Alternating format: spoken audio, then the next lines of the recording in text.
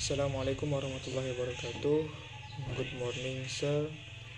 I will explain the material about the causative, which is my exam assignment. The material that I broke was about causative. What I will explain is related to what uh, causative is, formulas, and examples. First, I will introduce myself. My name is Ditra Jatimardomo Saragi. My STB 4550, Prodi Teknik Pemasyarakatan, uh, kelas kelas B. Nah, baik, di sini saya akan menjelaskan tentang materi kausatif, menjelaskan apa itu kausatif, kemudian apa rumusnya, dan apa saja contoh-contoh kalimat kausatif. Nah, di dalam membuat kalimat dalam bahasa Inggris, bentuk dan jenis kalimatnya memiliki jenis keragaman. Jadi, untuk membuat kalimat yang menunjukkan orang lain sedang melakukan aksi atau action, itu dapat dilakukan dengan mempelajari causative. Nah, what is causative?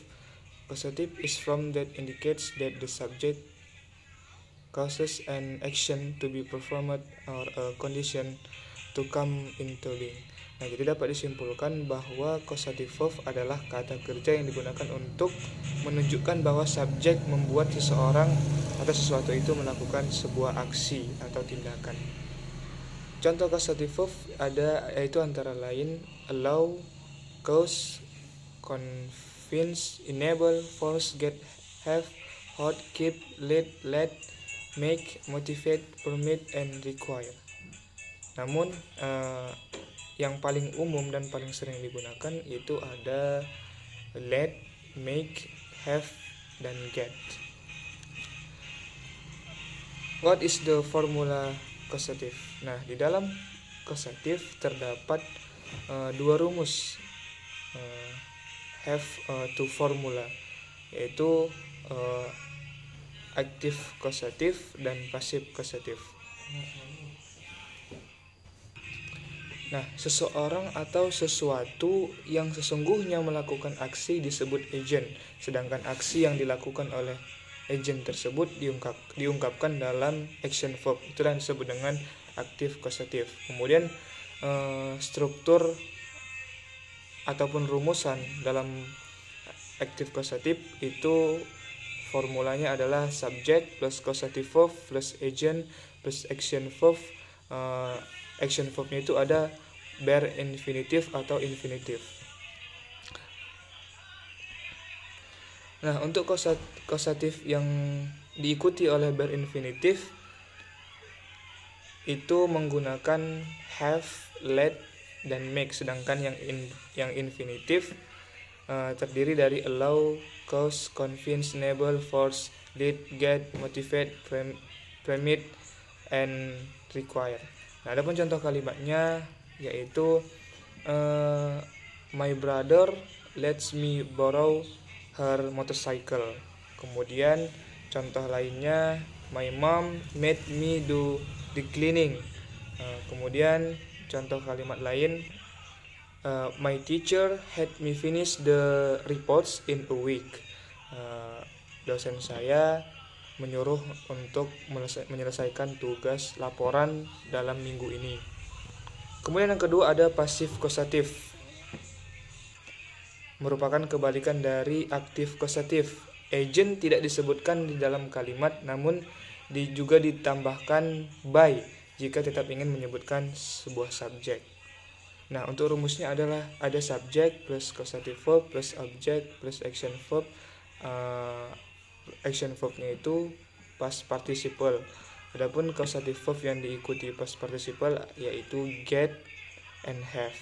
Nah, contoh kalimatnya I have my motorcycle repaired. Kemudian I had my hair cut. Kemudian Ditra got the motorcycle washed.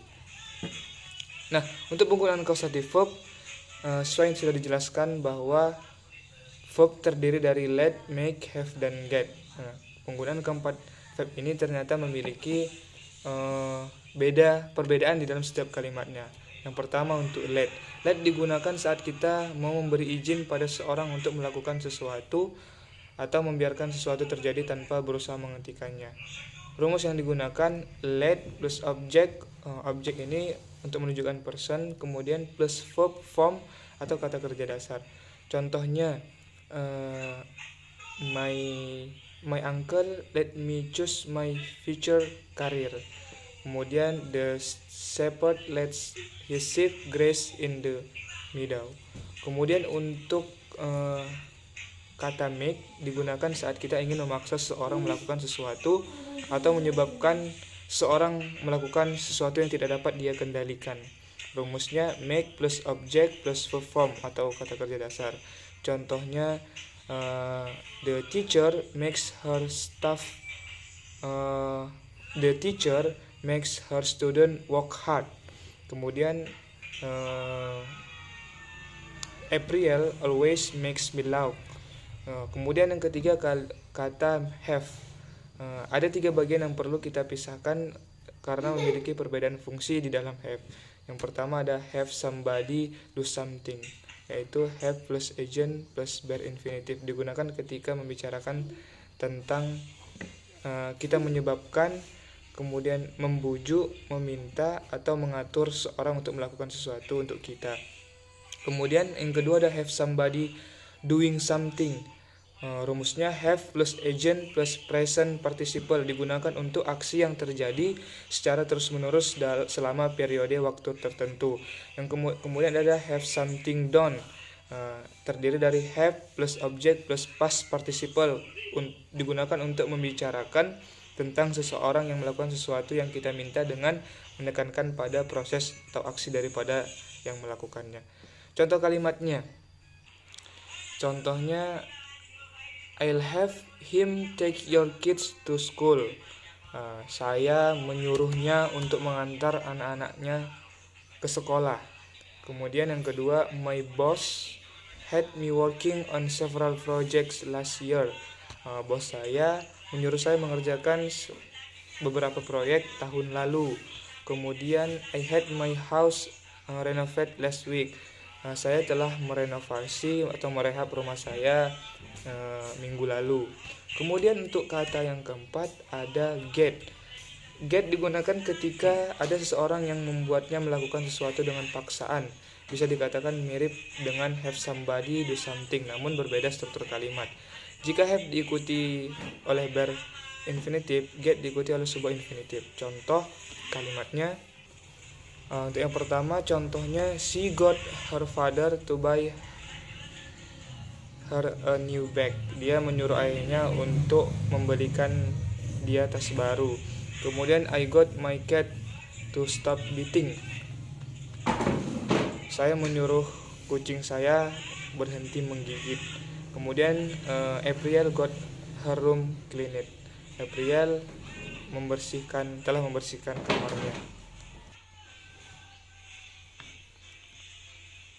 Nah, jadi mungkin cukup sekian materi causative yang dapat saya sampaikan. So many explanation of causative material from me. More or less, I apologize to God. I beg for forgiveness. Wabillahi taufiq wal hidayah. Assalamualaikum warahmatullahi wabarakatuh.